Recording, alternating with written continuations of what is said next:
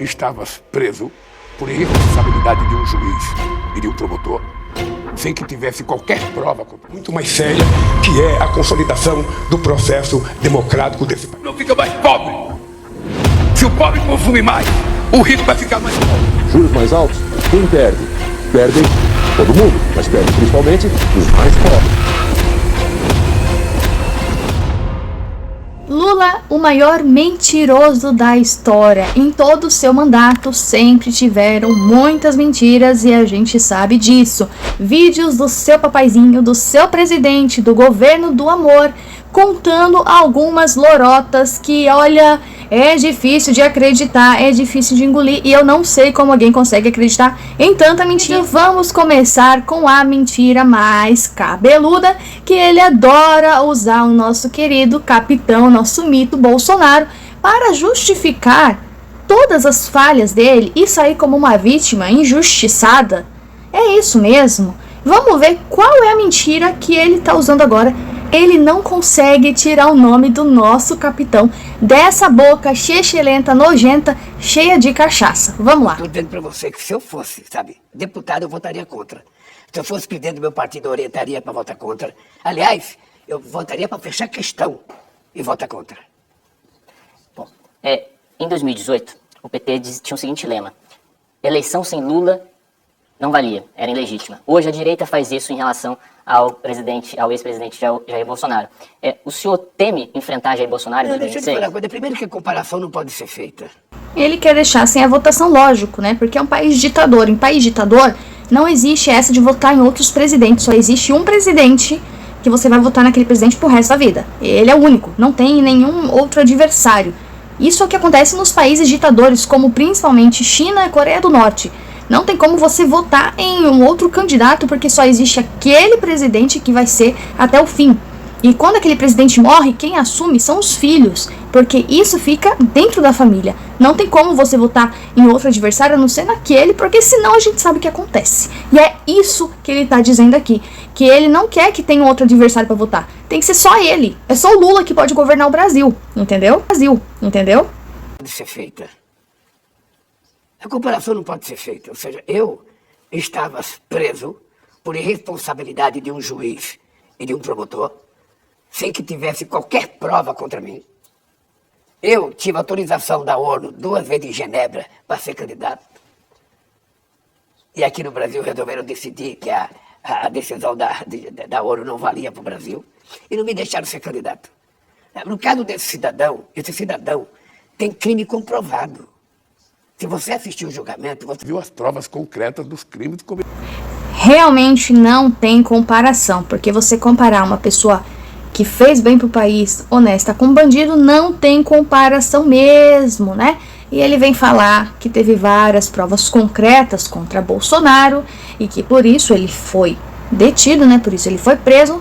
Mas essas provas foram todas criadas e armadas, e essa é mais mentiras que ele gosta de falar.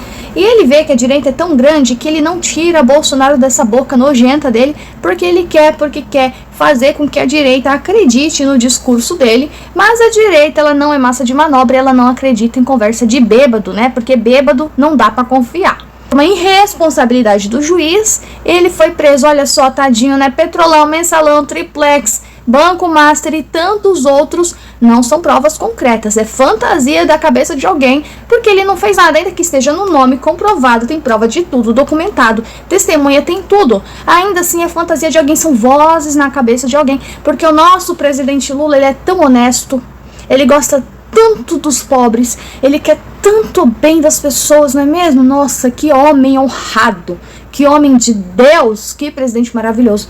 Mas vamos continuar com a mentira do Pinóquio, vamos ver qual é a próxima lorota que ele vai contar.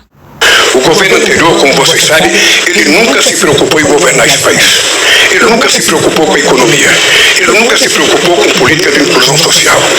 Ele se preocupava em estimular o ódio entre as pessoas, estimular a mentira nesse país e continua fazendo do mesmo jeito. E nós hoje temos mais clareza do significado do 8 de janeiro, porque a gente já sabe o que aconteceu no mês de dezembro. Hoje a gente tem clareza por depoimento de gente que fazia parte do governo dele, ou que estava no comando, inclusive. clareza por depoimentos de gente que fazia parte do governo dele, ou que estava no comando, inclusive, das próprias Forças Armadas, de gente que foi convidado pelo presidente para fazer um golpe. Então, se há 3 meses atrás, quando a gente falava em golpe, parecia apenas insinuação, hoje nós temos certeza que esse país correu sério risco de ter um golpe em função das eleições de 2022. E não teve golpe, não só porque algumas pessoas que estavam no comando das Forças Armadas não quiseram fazer, não aceitaram a ideia do presidente, mas também porque o presidente é um covardão. Ele não teve coragem de executar aquilo que ele planejou.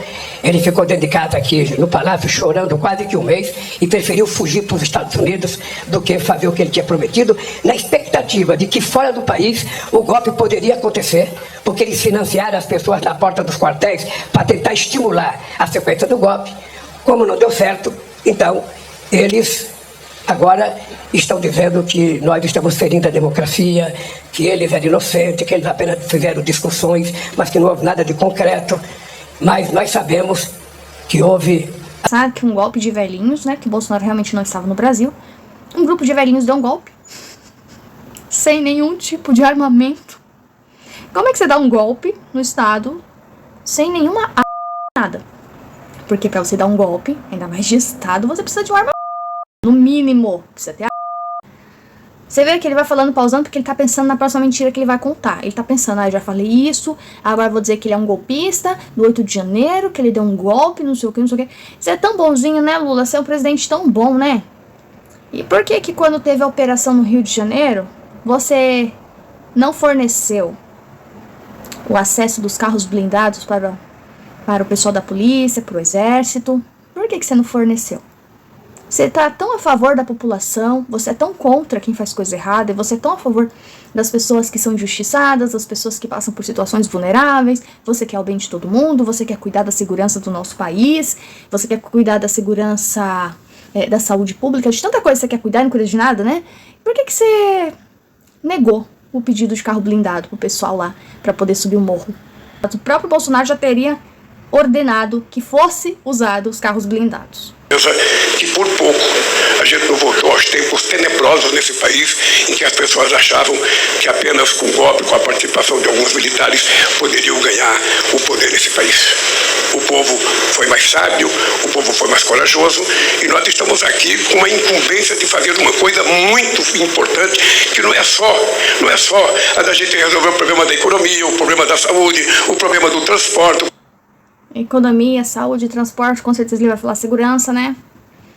Mas querer é diferente de fazer que a gente tá. Olha a insalubridade que a gente vive no nosso país. O problema da agricultura, nós temos que resolver uma coisa muito mais séria, que é a consolidação do processo democrático desse país. A democracia passa a ser uma coisa fundamental na nossa vida. Primeiro, quando o Bolsonaro ganhou a presidência, ele achou que o Bolsonaro não iria ganhar. Ele achou que seria só mais um adversário que ele iria ganhar do Bolsonaro. Só que aí Bolsonaro ganhou e fez uma coisa incrível pelo nosso país em 4 anos. Mudou muita coisa. Só não mudou mais, porque né, o povo golpista viu que o Bolsonaro estava ganhando aí toda a direita, porque ele estava fazendo um trabalho excelente, fazendo coisas que eles não fizeram. E eles ficaram bravinhos e armaram tudo isso aí do 8 de janeiro pro Bolsonaro e deixando o Bolsonaro inelegível, porque ele sabe que se Bolsonaro voltar, o nosso país ele vai caminhar e não vai ser uma ditadura, não vai ser comunista e não vai ser socialista. Aqui ele usou outra estratégia. A culpa é do pobre.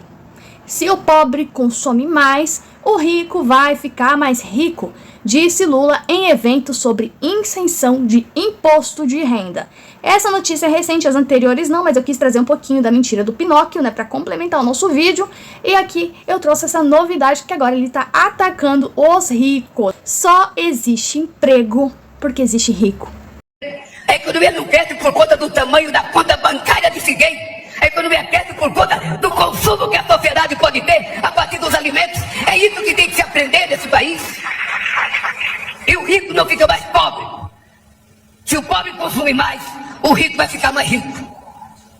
O rico vai vender mais carne, vai vender mais roupa, vai vender mais carro. É isso que as pessoas precisam compreender para se fazer economia. A nossa economia é um lixo, é uma moeda totalmente desvalorizada por culpa sua.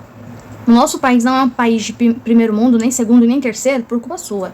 Agora a gente vai para um outro vídeo, aonde esse cara aqui deveria ouvir umas verdades que a gente vai ver agora. Lula resolveu jogar para a plateia. Qual plateia? Lula falou que o mercado reage quando os mais pobres são beneficiados pelo governo. É mentira. Os mais pobres já são isentos do imposto de renda. Ele está mirando o pessoal que ganha de 2 a 5 salários mínimos. Ou seja, a baixa classe média.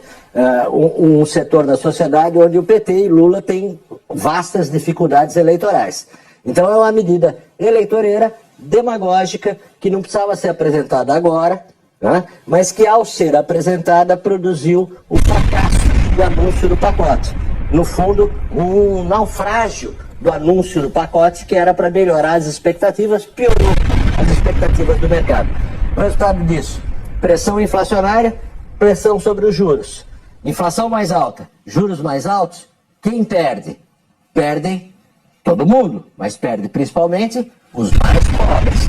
Então não é verdade que o mercado fica contra medidas que beneficiam os pobres. Nesse caso, o mercado está contra uma medida que atrapalha os pobres.